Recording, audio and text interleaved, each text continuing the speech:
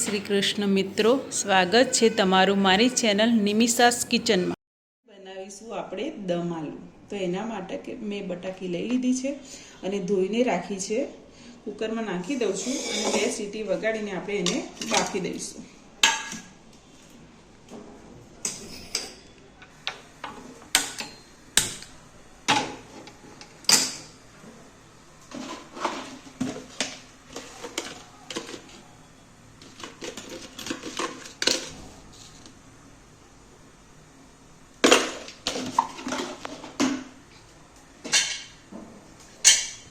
ત્રણ સીટી વગાડીશું આપણે એને। હવે આપણી બટાકી બફાઈ છે અને આપણે જોઈ લઈએ। હવે આપણી બટાકી પ્રોપર બફાઈ ગઈ છે। ઓકે,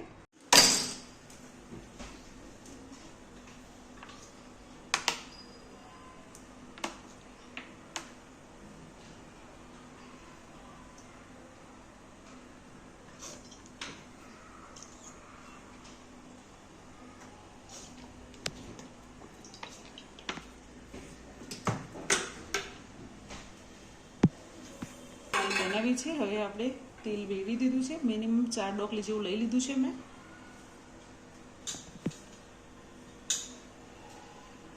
હવે આપણે એમાં જીરું એડ કરી દઈશું, હિંગ નાખી દઈશું, લીલા મરચાં, લસણ અને આદુ મેં ટીચીને જ રાખ્યા છે।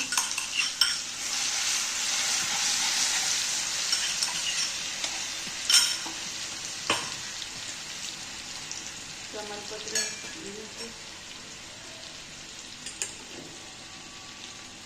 2 ડુંગળી લીધેલી છે અમે।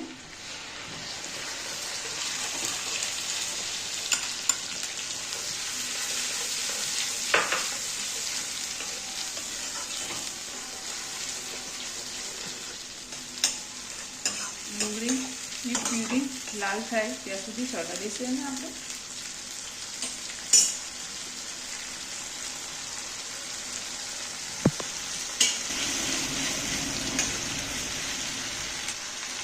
બે ટામેટા લીધા છે, એની પ્યુરી નાખી દઈશું હવે આપણે।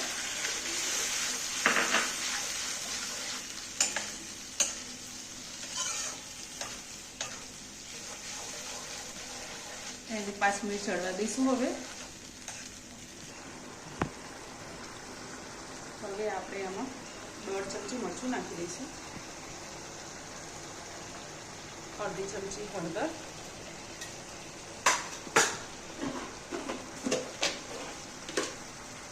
મીઠું મિક્સ કરી દઈશું।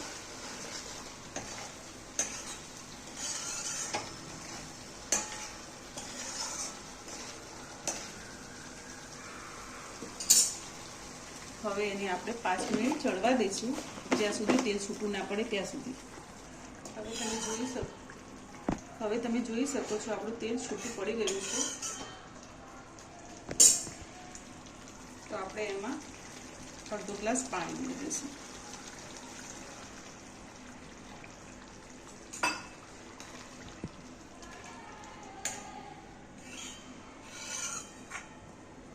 અને હવે આપણે એમાં આપણી બટાકી જેટલી જોઈતી હોય એટલી એડ કરી દઈશું।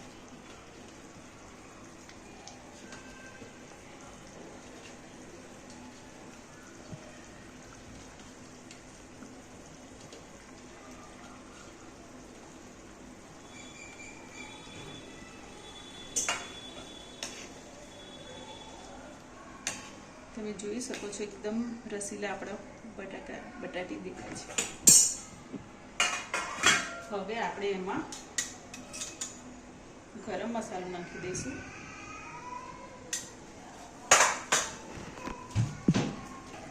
અને હવે એમાં આપણે ધાણા જીરું બી નાખી દઈશું 1 ચમચી।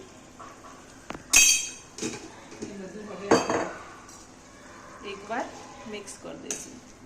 તમે જોઈ શકો છો એકદમ રસીલો મસ્ત કલર આવી ગયો છે દમ આલુનો।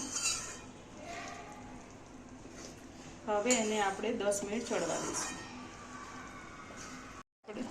દમ આલુની સબ્જી છે એ એટલે આપણે એમાં થોડી ખાંડ નાખી દઈશું, 1 ચમચી જેટલી બસ. અને હજુ 2 મિનિટ એને ચડવા દઈશું.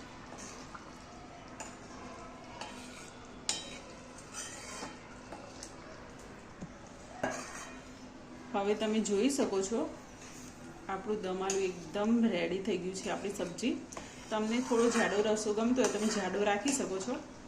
મને આવો જ ગમે છે, હું સહેજ પતલું જાડો થવા દઈશ હજુ. અને હવે આપણે આને સર્વિંગ બાઉલમાં કાઢી દઈશું.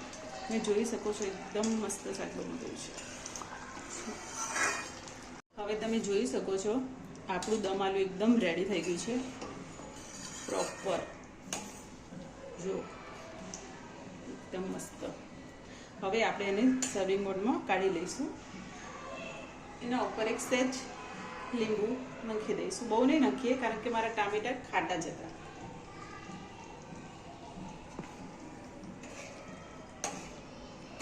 હવે આપણે એને ગાર્નિશ કરી દઈશું.